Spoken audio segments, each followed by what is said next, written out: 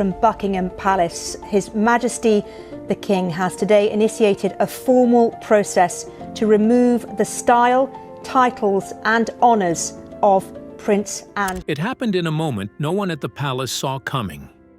Andrew, usually predictable in his guarded routines, made a decision so sudden and so personal that it sent shockwaves through royal corridors.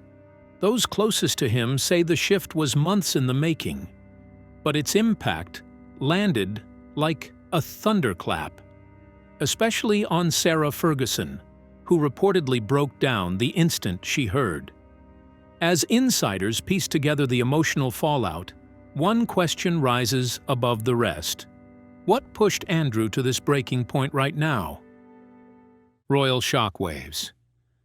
The royal family and the world at large were thrown into shock when Prince Andrew, long one of the monarchy's most prominent yet controversial figures, announced he was stepping down from his most famous and historically significant title, the Duke of York. The news came suddenly, rippling through Buckingham Palace, social media, and newsrooms worldwide, leaving both insiders and the public scrambling to process the implications. Andrew, who has spent decades in the spotlight as a symbol of royal prestige, had suddenly made a choice that would redefine his public standing and trigger deep repercussions for those closest to him. In a statement, Andrew addressed the reasoning behind his decision, saying, "The continued accusations about me distract from the work of His Majesty and the royal family." He insisted that he vigorously denies the allegations that have shadowed him for years, yet the weight of public scrutiny and relentless media attention made stepping away the most prudent course. What may have started as a personal, private decision immediately took on a public dimension, grabbing headlines and dominating conversations across traditional and digital media. Though Andrew retains his status as a prince, he also stepped down from the prestigious Order of the Garter, Britain's oldest and most esteemed order of chivalry. Founded in 1348, the order represents the pinnacle of royal honor, awarded only to those held in the highest regard by the crown. To resign from such a storied institution is no small gesture. It sends a clear message that the pressures and controversies surrounding him have become too significant to ignore, highlighting the stark contrast between ceremonial prestige and the harsh realities of modern public life. The decision's impact did not remain confined to Andrew alone. Its ripple effects spread rapidly throughout the palace, forcing aides, advisors, and senior royal staff to contend with the sudden upheaval. Statements had to be coordinated, public perception managed, and the delicate internal balance of the family maintained. Every word of Andrew's statement was scrutinized, analyzed, and discussed at length as commentators debated the implications for the monarchy, public trust, and the institution's image. What was intended as a personal measure quickly became a headline-grabbing moment of national and even global interest. Among those most profoundly affected was Sarah Ferguson, Andrew's former wife. For decades, Ferguson had maintained a unique and enduring connection to Andrew and the royal family, navigating a life intertwined with both privilege and public attention. With Andrew stepping away from his title, Ferguson suddenly found herself facing a personal upheaval. Stability, security, and a sense of identity long tied to her former husband's status were now in question. The emotional impact was immediate. Ferguson, who had weathered public scrutiny before, was left confronting uncertainty, loss, and the daunting task of redefining her place in a life once intertwined with royalty. The palace and the media both recognized the human dimension of this moment. Andrew's decision was more than a matter of protocol or ceremony. It carried deep emotional and practical consequences. Observers noted the ripple effect not only on Andrew's own reputation, but also on those around him, highlighting how a single, personal choice could transform lives, relationships, and the perception of the monarchy itself. For Ferguson, The personal fallout was unmistakable. A life that had long been shaped by privilege, familiarity, and the shield of royal association was now forced into uncharted territory. Ultimately, Andrew's unexpected decision to give up the Duke of York title, while framed as a step to protect the monarchy, revealed the immense pressures that accompany life in the royal spotlight. Titles, honors, and centuries of tradition could not shield him, or those closest to him, from scrutiny, controversy, or consequence. For Sarah Ferguson, in particular, it was a moment of profound upheaval, leaving her reeling and facing a future that is uncertain, challenging, and very much her own to navigate. Andrew's decision to give up his royal title didn't just shock Sarah, it left her suddenly exposed and standing alone. But how deeply has his fall from grace shaken her life? Now, let's explore how Sarah Ferguson's world is turning upside down. The immediate fallout. King Charles's decision to formally strip Prince Andrew of his remaining royal privileges sent shockwaves not just through the palace, but straight into the heart of those closest to him. The move was far more than a ceremonial adjustment or a quiet administrative act. It created a ripple effect that would profoundly disrupt the life of Sarah Ferguson, Andrew's former wife. For decades, Ferguson had lived alongside Andrew in a delicate balance of separation and connection, maintaining a lifestyle that intertwined her personal world with the rhythms of the royal family. That equilibrium was now abruptly shattered. For Sarah Ferguson, Royal Lodge was far more than a house. It had been her home since 2008, a sanctuary of comfort, privacy, and belonging, even after her divorce from Andrew. Over the years, it offered stability amid the pressures of public life, a quiet refuge she could always return to. But with Andrew stripped of his royal privileges, Ferguson now faces the shocking possibility of losing the very place that anchored her world. The palace's reclaiming of Royal Lodge forces her to confront a harsh truth. The home that once gave her security may no longer be hers. The emotional toll was immediate and profound. Ferguson, once celebrated as a charismatic and resilient figure, was forced to confront the loss of not only a physical space, but also the privileges, identity, and protection that had been tied to her association with Andrew. A home in Royal Lodge had been far more than bricks and mortar. It had been a symbol of stability and connection to the monarchy, a quiet reassurance in a life otherwise dominated by public scrutiny. Losing it was not simply a logistical problem. It was a deeply personal blow, shaking the foundations of her sense of place, security, and belonging. For decades, Ferguson had navigated her own complex relationship with public attention. Even after the divorce, her proximity to Andrew and the royal family allowed her a degree of continuity in her lifestyle and social standing. Now, stripped of that connection, she faced the daunting task of reimagining her life entirely. The privileges that had softened the edges of public life, the access, recognition, and relative protection provided by her association with royalty, were suddenly gone, leaving Ferguson to contend with a world in which her safety, comfort, and influence were no longer guaranteed. Beyond the personal upheaval, there was also a practical dimension. Eviction from Royal Lodge meant Ferguson would have to find new accommodation, adapt to unfamiliar surroundings, and restructure her daily life. It was not a small or simple adjustment. It represented a fundamental shift in her day-to-day reality. The security that had come with being part of the royal orbit, access to trusted staff, predictable routines, and a familiar environment, was replaced with uncertainty and the pressing need to carve out a life independently. The psychological weight of this change was compounded by the public nature of the situation. Ferguson's life has long been lived in the spotlight, and her every move is scrutinized by both media and the public. Losing the protection of royal association meant navigating these pressures alone, without the quiet buffer Royal Lodge had provided. Every decision, every move, every choice about her future would now be magnified, making even the simplest aspects of daily life a challenge under the watchful eye of the world. King Charles's decision, meant to protect the monarchy, came with personal consequences that hit hard. For Sarah Ferguson, it wasn't just losing a title or a home. It tore apart the life she knew.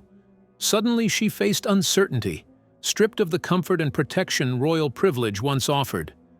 With her sanctuary gone, she must navigate a world full of challenges, adapt to sudden change, and find a way to rebuild her identity, strength, and life from scratch. Stripping Andrew of his royal title didn't just change his life. It cost Sarah her place at Royal Lodge and every privilege that came with it. But how long has she enjoyed the comforts of this royal home?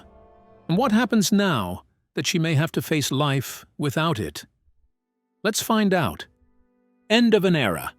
For more than 30 years, Sarah Ferguson's home at Royal Lodge was far more than just a residence. It was her rare window into royal life, even after her divorce from Prince Andrew. Nestled in the peaceful grounds of Windsor, the lodge offered her stability, comfort, and the privileges few could imagine. It became a sanctuary where she could balance her public duties with private moments of normalcy. This unique home not only provided privacy, but also kept her connected to the monarchy, giving Ferguson a foothold in a world that remained largely out of reach for most. The stability Sarah Ferguson had built over decades is now slipping through her fingers. Andrew's unprecedented loss of royal titles, along with the Crown estate reviewing her stay at Royal Lodge, has turned her once structured life upside down. The home she treasured is no longer guaranteed, and the place that symbolized comfort, continuity, and royal protection now reminds her how quickly life can change.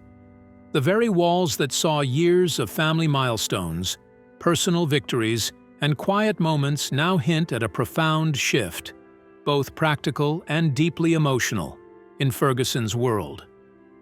For Ferguson, this change is far more than a simple relocation. Her identity has long been entwined with royal life.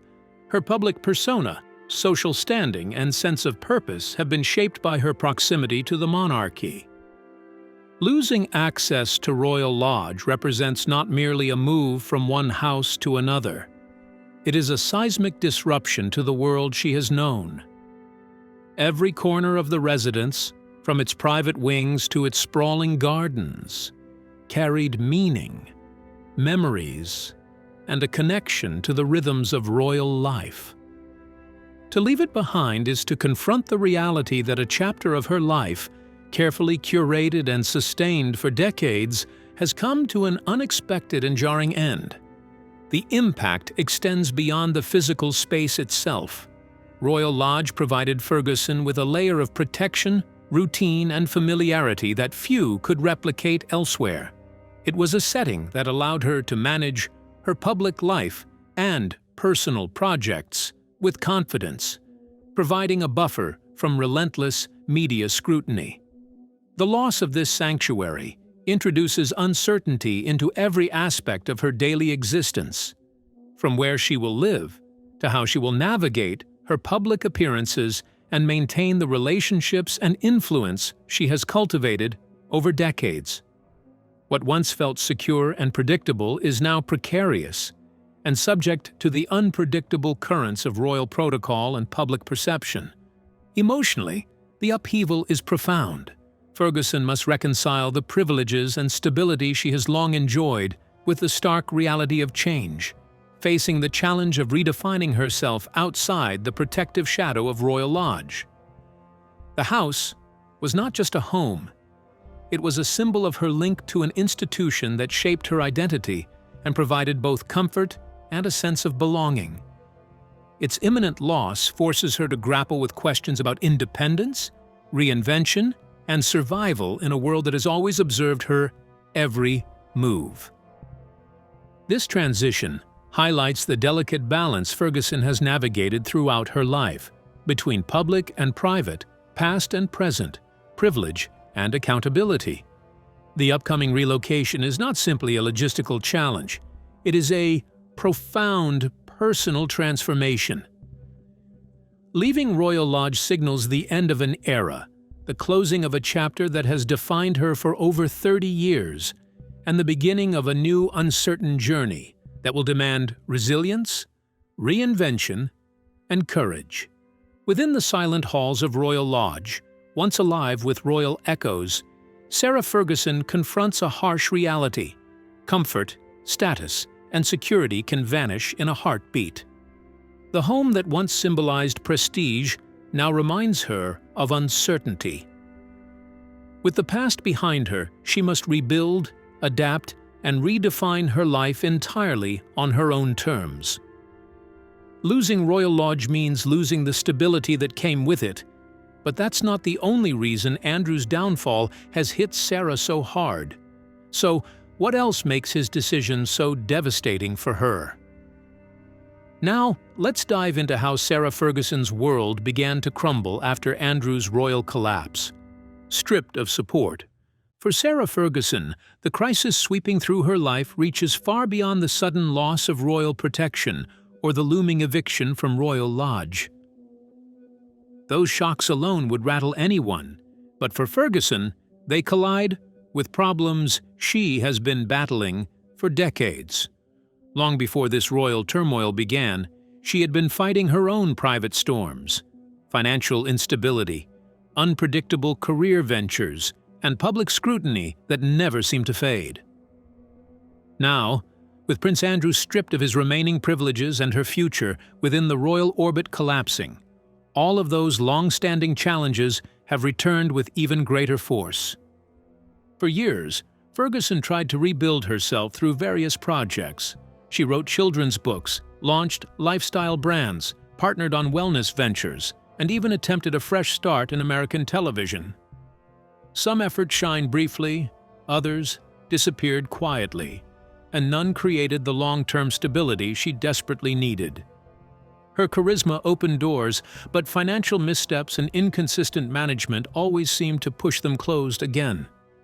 She tried repeatedly to reinvent herself, but every new chapter came with uncertainty, and often with debt close behind.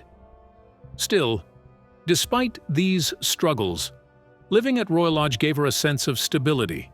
It wasn't just a home.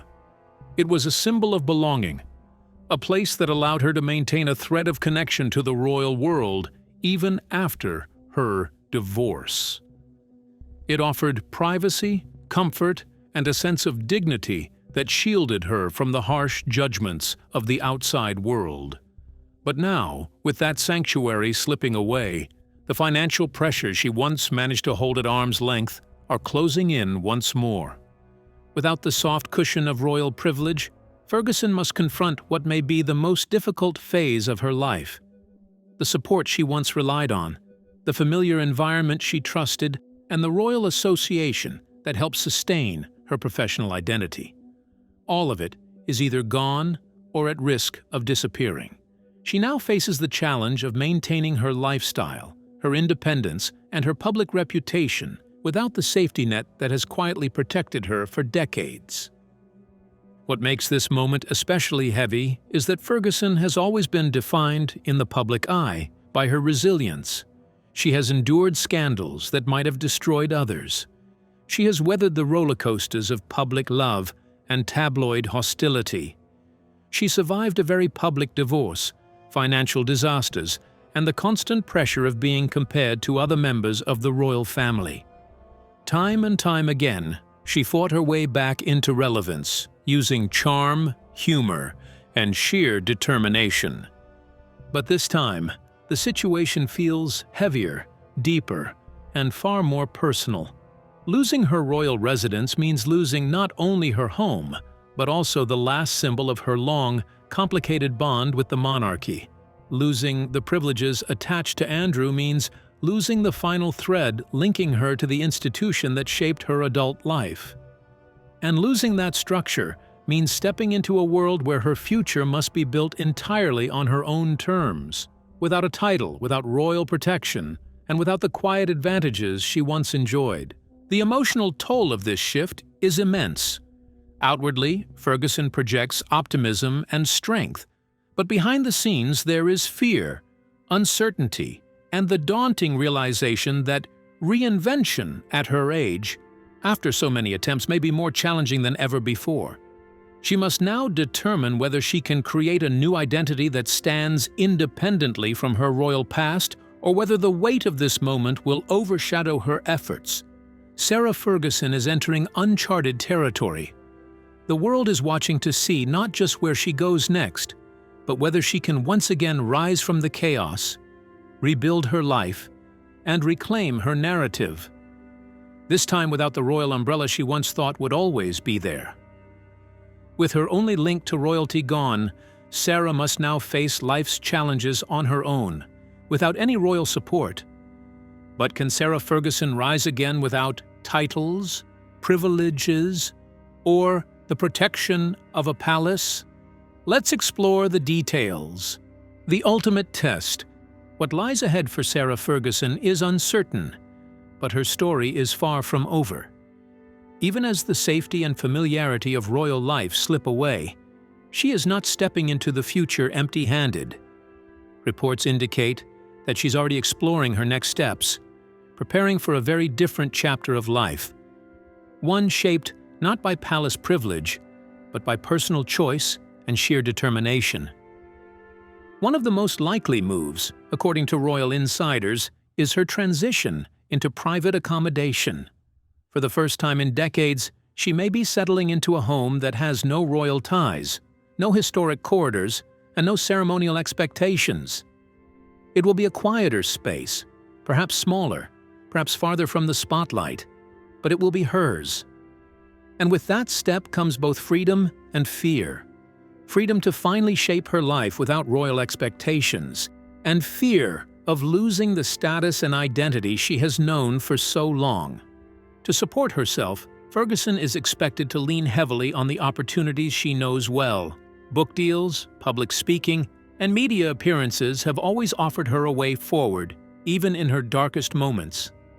She is charismatic, warm, and honest, qualities that audiences connect with, especially when she speaks about resilience, motherhood, and her own complicated journey.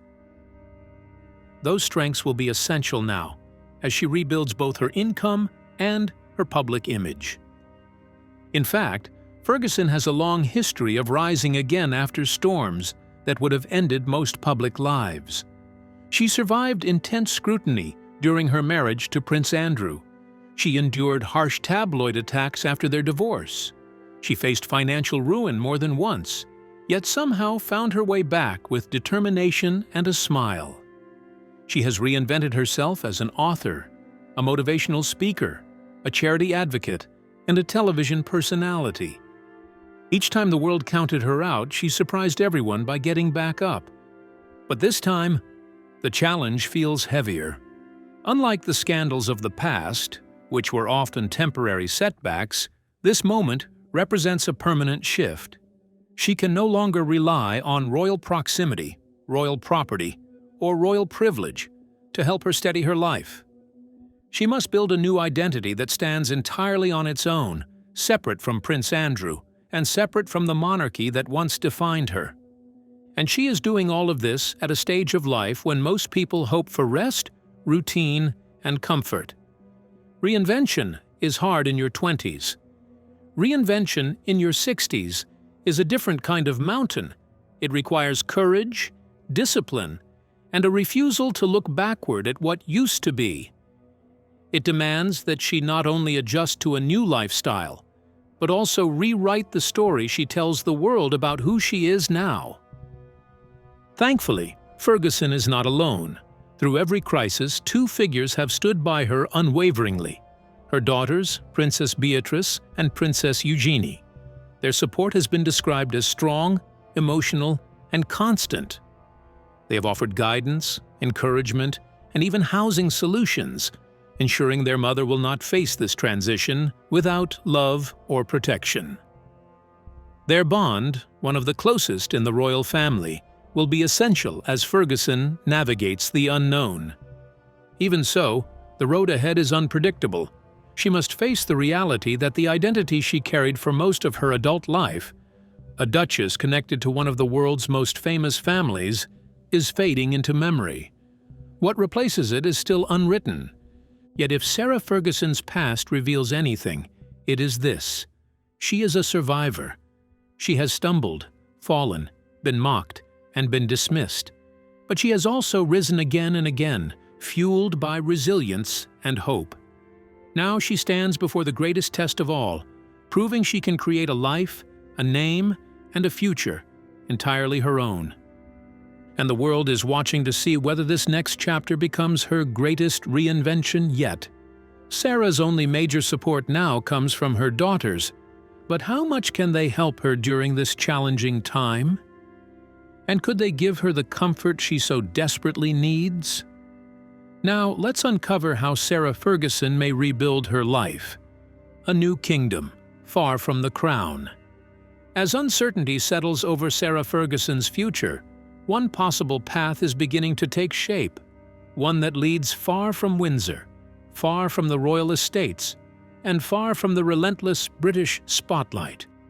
Royal experts now believe that Ferguson may be preparing for a quiet but significant move to Portugal, a country where her daughter, Princess Eugenie, and son-in-law Jack Brooksbank already live part-time. For a woman whose entire adult life has been linked to British royal circles, the idea of relocating to a calm European hideaway marks a dramatic shift. Those close to the situation say the decision is not just about finding a new home. It is a strategic retreat, one designed to give Ferguson space to rebuild, reflect, and reshape her life without the constant pressure of cameras, critics, and royal expectations. As one royal expert put it, Sarah knows that the less she and her ex-husband are in the spotlight, the better it is for their daughters and for any chance she has at a serious comeback. This move, if it happens, will place Ferguson in a villa owned by Princess Eugenie and her husband, ensuring she has a safe and supportive place to land.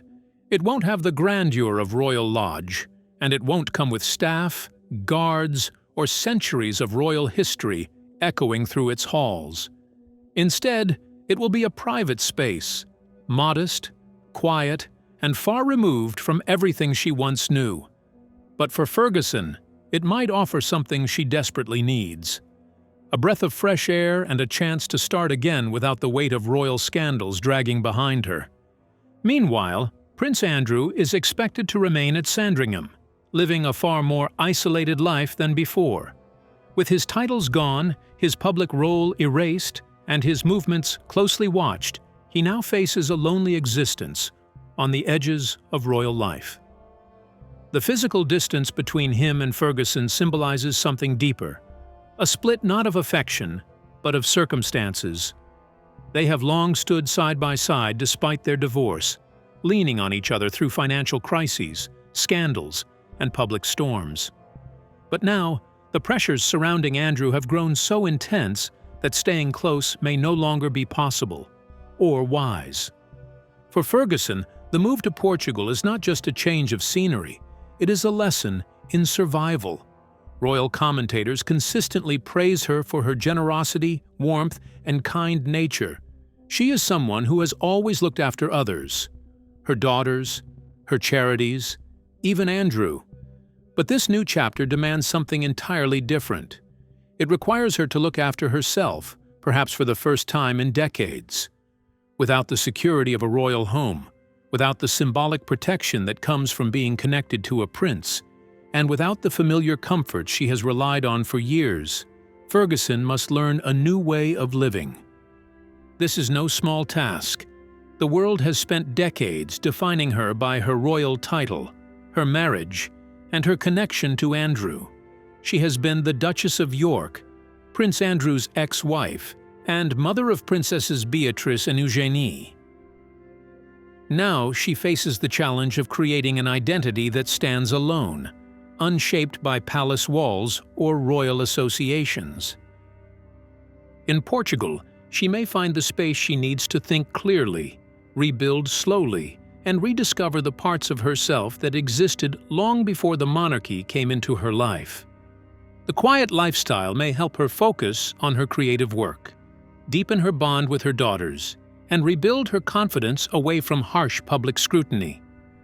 But it will also test her resilience like never before. This is a woman who has survived scandals, debts, betrayals, and relentless tabloid attacks. She has rebuilt herself more times than most public figures ever have to. Now, she must do it again, but this time she must do it without a royal safety net. And the world waits to see whether Portugal becomes her escape or the beginning of her comeback story. So what do you think about Sarah Ferguson's life outside the royal family? Could she survive without her royal privileges? We would love to hear your thoughts in the comments below. Don't forget to like and subscribe.